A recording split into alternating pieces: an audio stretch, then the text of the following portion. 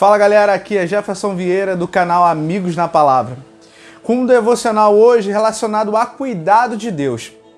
E quando a gente fala de cuidado, geralmente a gente está relacionado a coisas que a gente quer ouvir. E se Deus falasse para você não, será que isso pode trazer para você uma consciência de que Deus ainda assim tem cuidado de você? Mas para que a gente continue o assunto, roda a vinheta.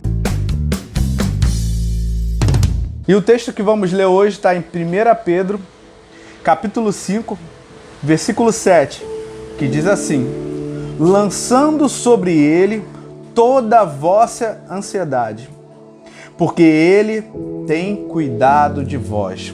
E quando a gente lê esse texto, a gente lembra logo do cuidado do Senhor, trazendo uma consciência de que a gente não pode de maneira alguma estar ansioso em relação a isso. Mas quando a gente pede para que o Senhor cuide de cada um de nós, será que a gente vai aceitar tudo aquilo que Ele tem para nós? Será que quando Deus falar o não, exatamente isso, não para você, será que você vai saber lidar com isso no seu coração, mesmo desejando talvez outras coisas que não são da vontade dEle?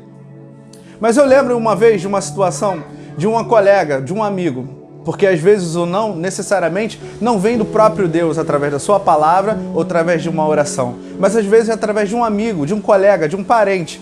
Eu lembro uma vez de uma certa menina que era nossa companheira, nossa amiga, e aí eu lembro que um amigo nosso, em um certo momento da vida dela, quis dar um conselho para ela, dizendo que era melhor ela não fazer aquilo. E na época ela achou muito ruim, ela achou que ele estava privando ela de fazer alguma coisa que ela entendia que era algo que Deus estava abençoando. E aí ela decidiu fazer, mesmo ele dizendo que não era bom. E tempos depois, o que aconteceu? De fato, aquilo que ele tinha dito para ela era o correto, era aquilo que ela precisava ouvir, mesmo sendo não.